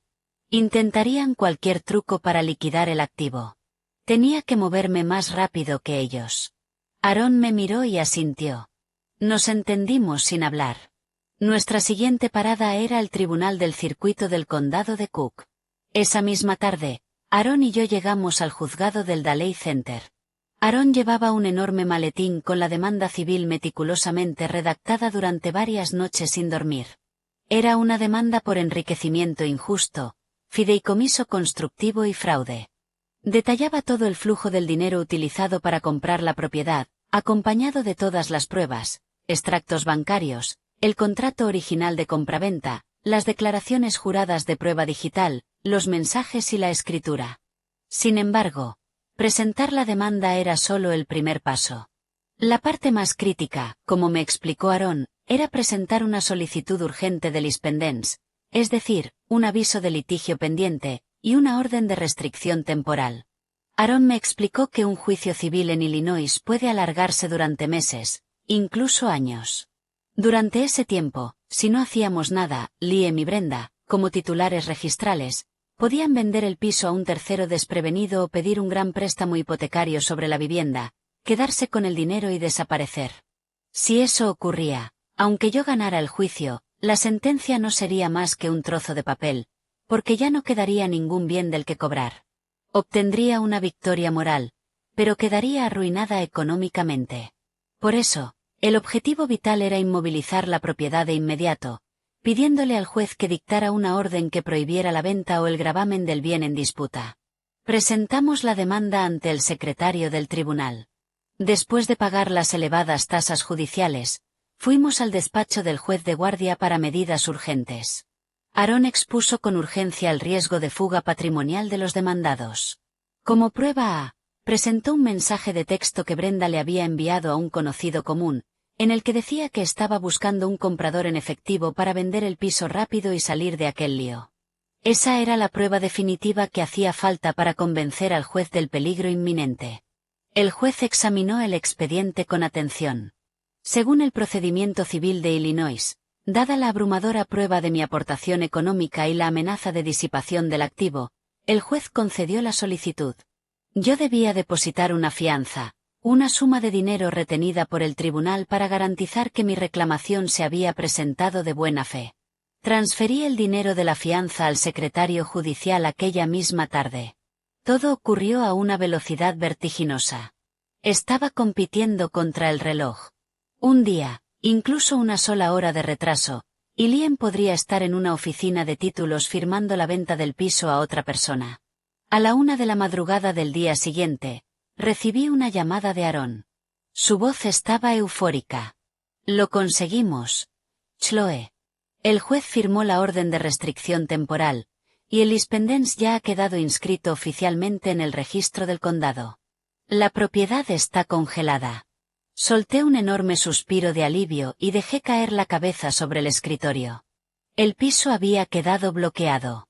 Todo el sistema registral del condado había actualizado el estado de la propiedad, impidiendo cualquier transacción. Aunque Liam y Brenda quisieran venderla, transferirla o hipotecarla, ninguna compañía de títulos se atrevería a tocarla. La propiedad quedaba inmovilizada, a la espera del veredicto de la justicia.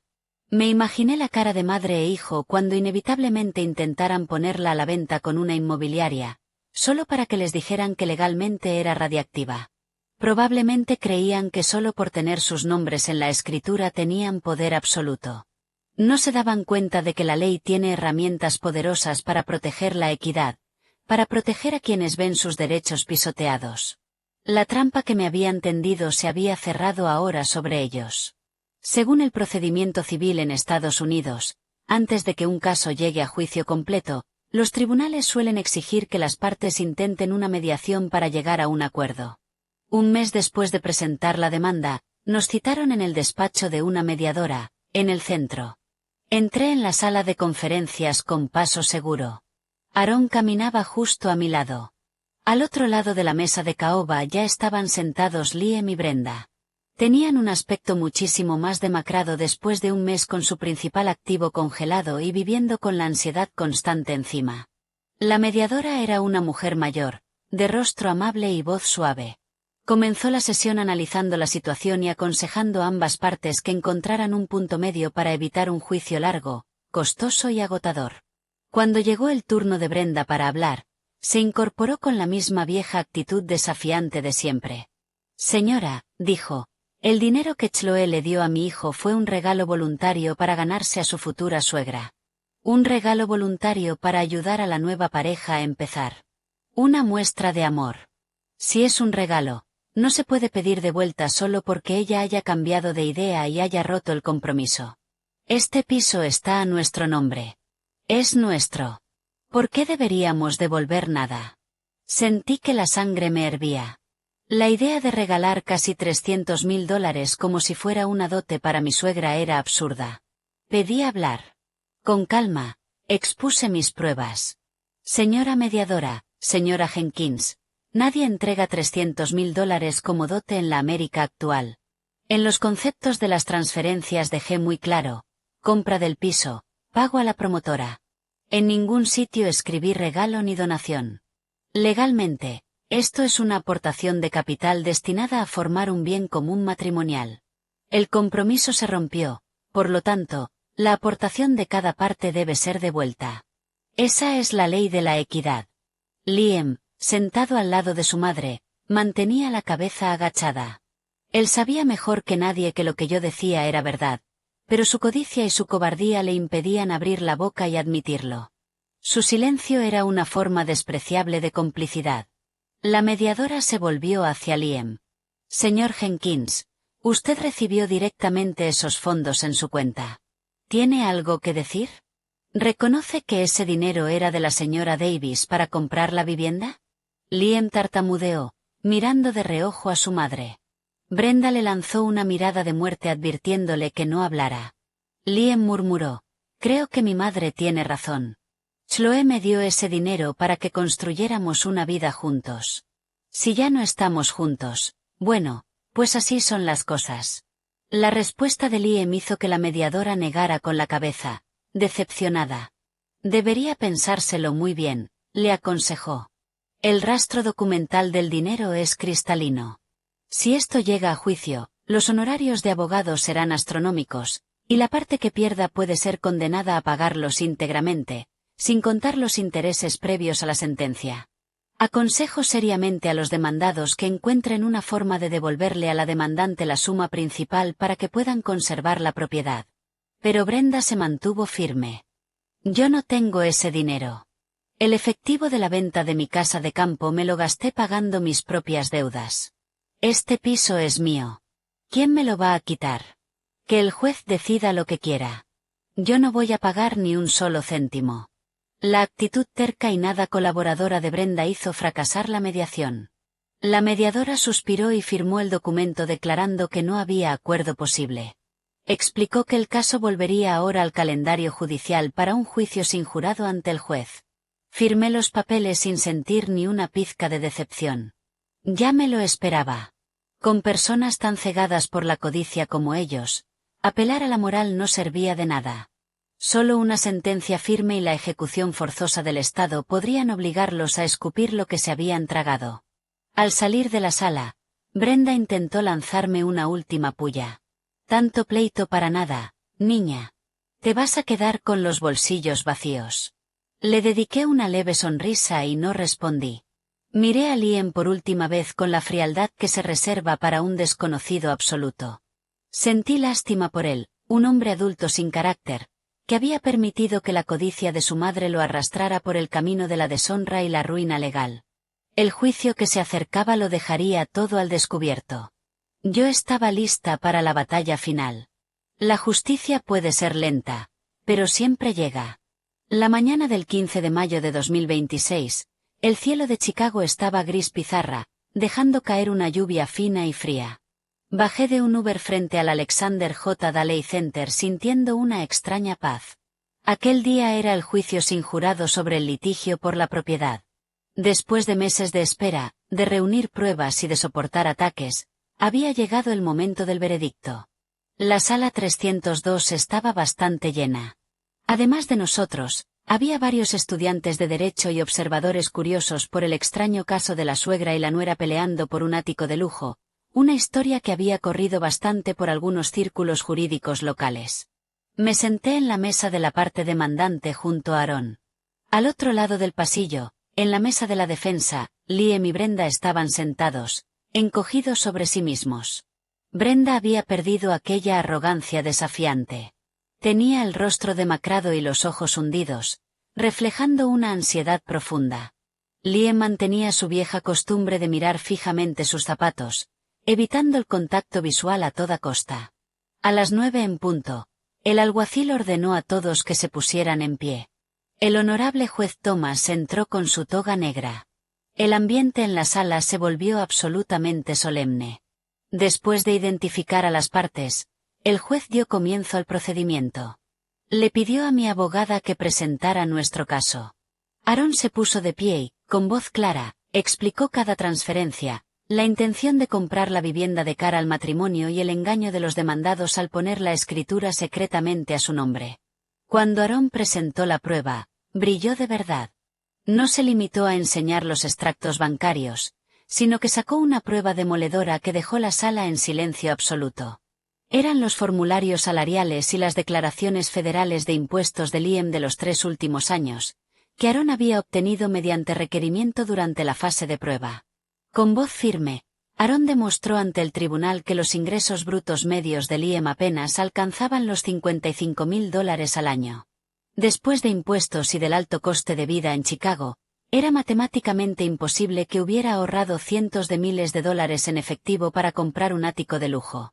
Mientras tanto, mis ingresos como contable corporativa eran casi 4 veces superiores, tal como demostraban mis propias declaraciones fiscales y contratos de trabajo. La enorme diferencia de capacidad económica era la prueba definitiva de que los fondos para el piso habían salido íntegramente de mí. El juez se volvió hacia Brenda para preguntarle sobre el origen de los supuestos fondos que ella decía haber aportado. Brenda, sudando bajo juramento, dio respuestas evasivas. Primero afirmó que eran los ahorros de toda su vida por trabajos esporádicos en Indiana. Luego dijo que se lo habían prestado familiares. Pero cuando el juez le pidió que presentara pruebas de esos préstamos, libretas bancarias o documentos de liquidación de la venta de su casa de campo que coincidieran exactamente con las fechas y las cantidades pagadas a la promotora de Chicago, Brenda no tenía nada. Ni un solo documento válido. Permanecía temblando en el estrado. El juez le hizo una pregunta directa. Señora, si su hijo recibió los fondos de la señora Davis para comprar una vivienda matrimonial, ¿por qué está su nombre en la escritura en lugar del de ella? Liam susurró desde la mesa que su madre quería que fuera así, y que él simplemente la obedeció para tenerla contenta. Esa respuesta tan cobarde hizo que media sala negara con la cabeza. Un hombre de 30 años sin ningún criterio, cegado por la codicia hasta el punto de estafar a la mujer con la que se suponía que iba a casarse. El juicio duró toda la mañana. Cada argumento y cada excusa que los demandados lanzaban al aire eran desmontados sistemáticamente por Aaron con pruebas documentales sólidas, lógicas e irrefutables. Observé a Brenda sudando a mares a pesar del aire acondicionado de la sala. Entonces comprendí que la verdad tiene un poder inmenso. Se puede ocultar durante un tiempo, pero nunca se puede enterrar para siempre. Después de un receso de 1 hora para deliberar, el juez regresó al estrado. Todos contuvieron la respiración. Le apreté la mano a Aaron.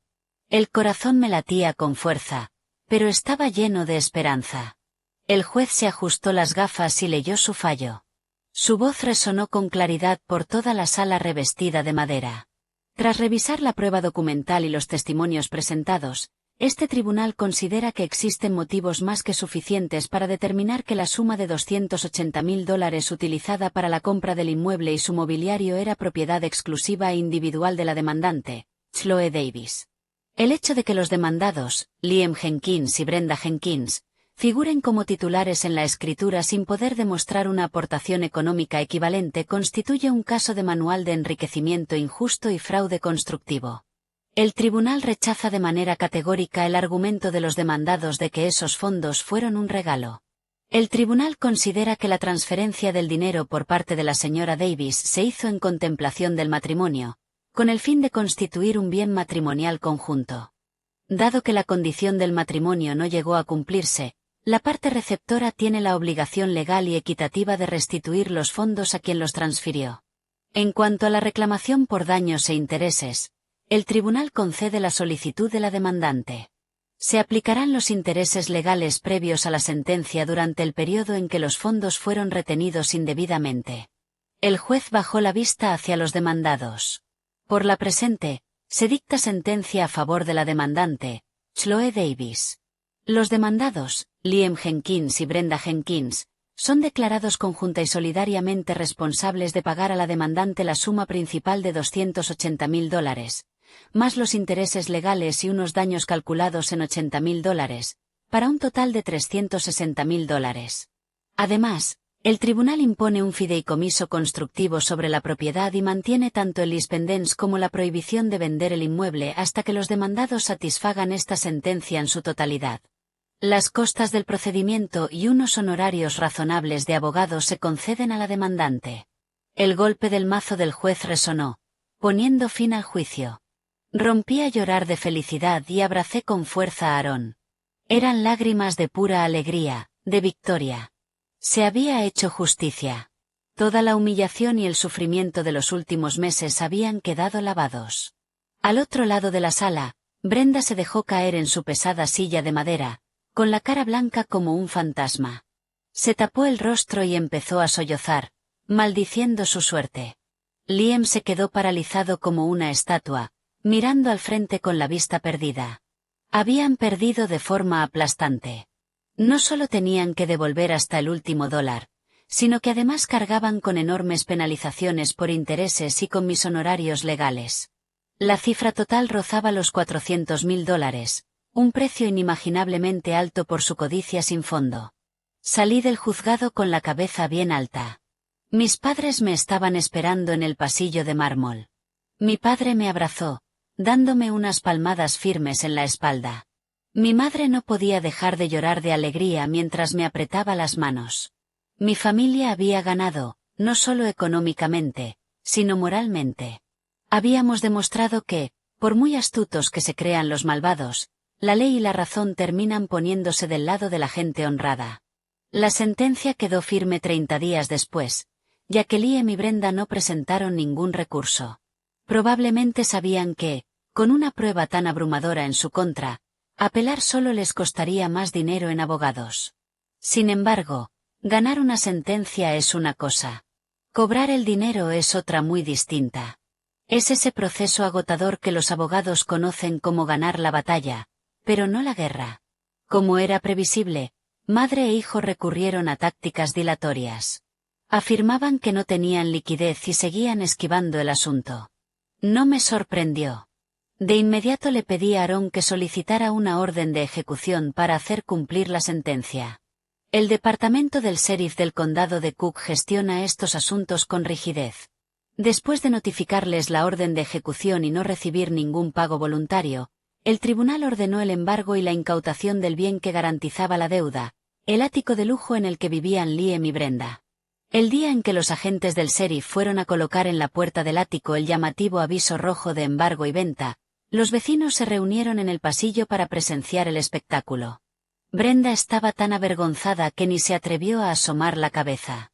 La vivienda que había sido su orgullo y su alegría ahora estaba legalmente embargada, convirtiéndola en el hazmerreír de toda la comunidad del edificio.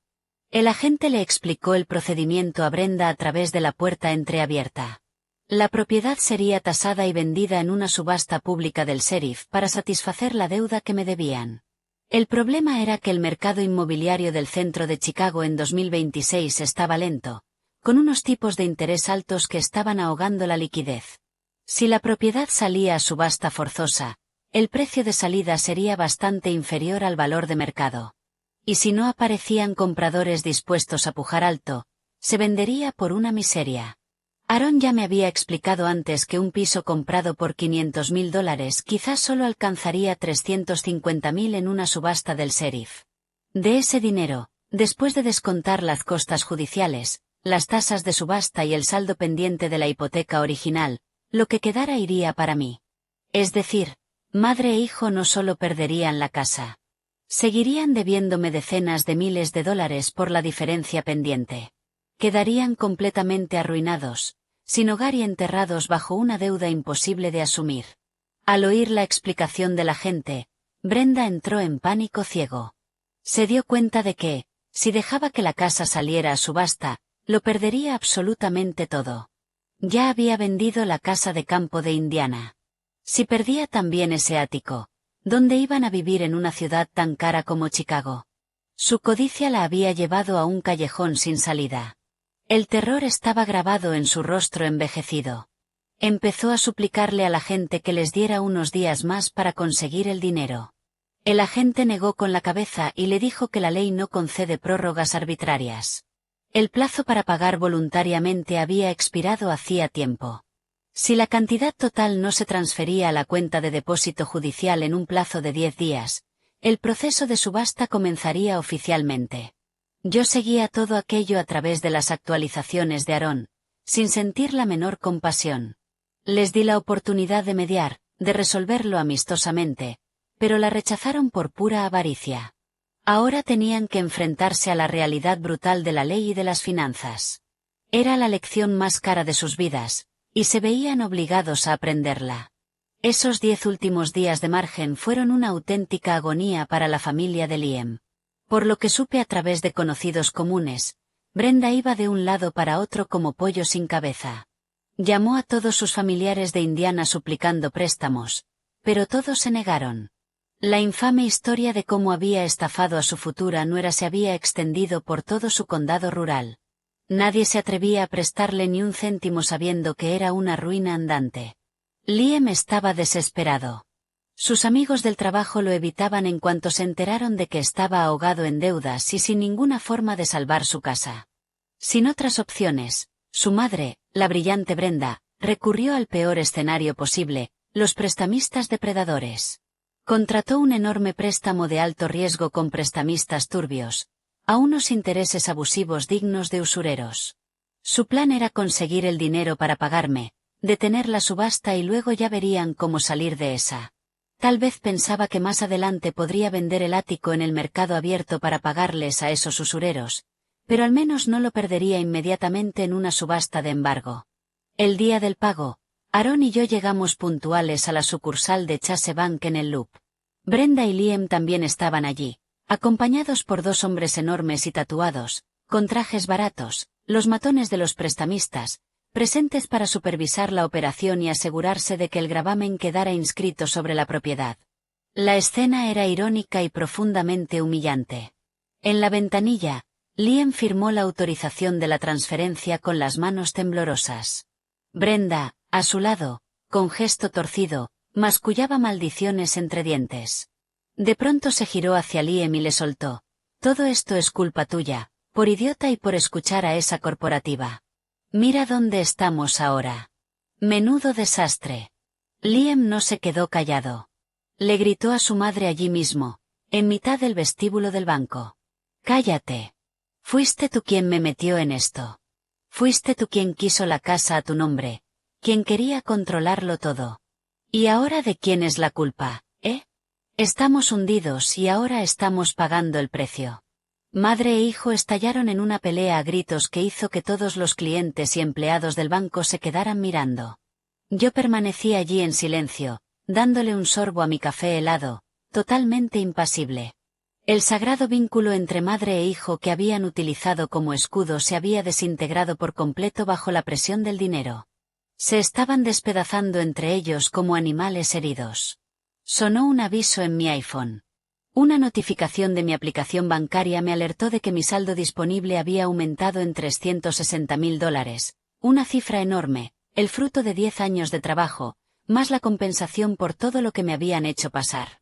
Entré en la cuenta y comprobé que los fondos estaban totalmente liquidados. Firmé la liberación legal confirmando que la sentencia había quedado satisfecha.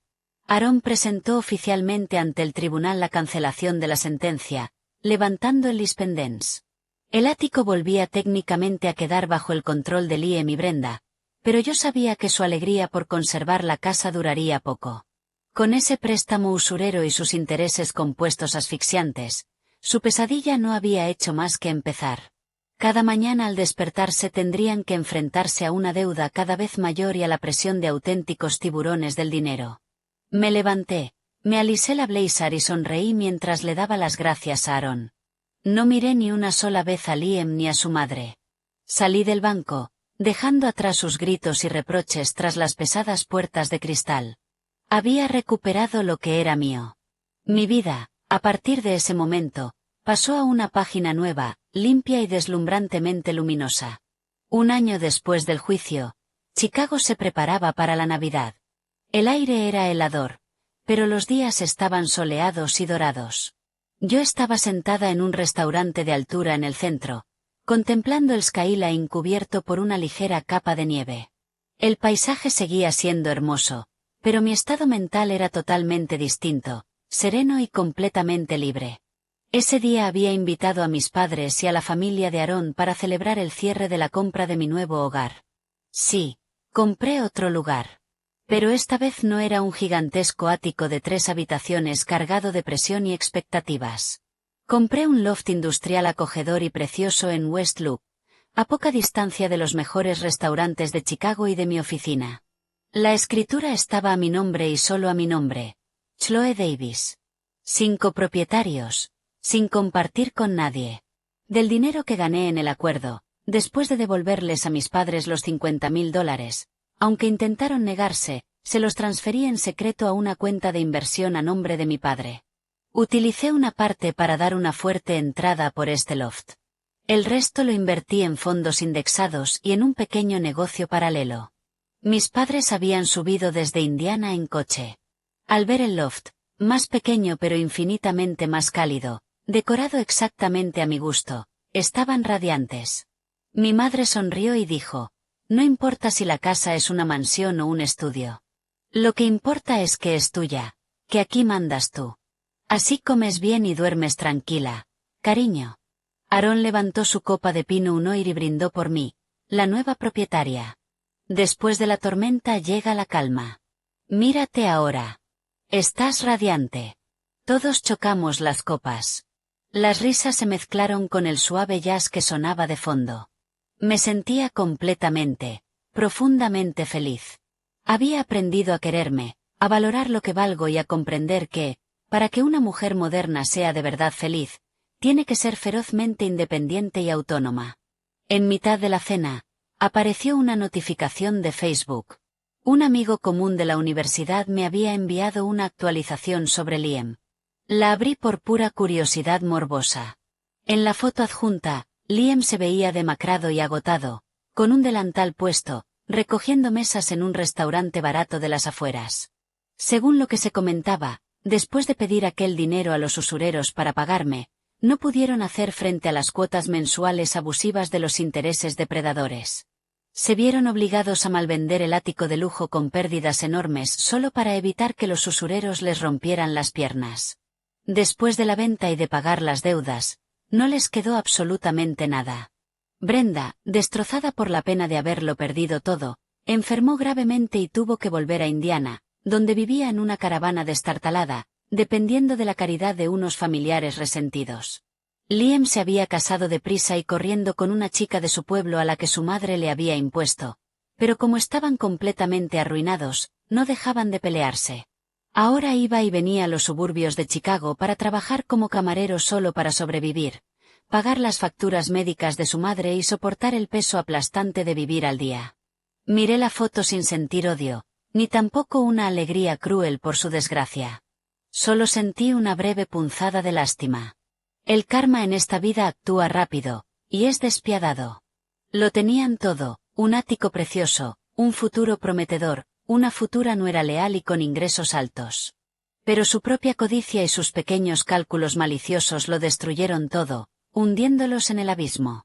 Bloqueé el teléfono y lo dejé boca abajo sobre la mesa. Mi padre me estaba sirviendo una loncha caliente de rosbif en el plato. Mi madre estaba contando una historia sobre el festival de invierno del pueblo en Indiana. Aarón bromeaba con su marido.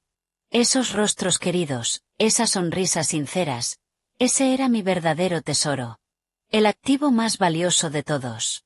Afuera, el sol de Chicago brillaba sobre la escarcha de los rascacielos.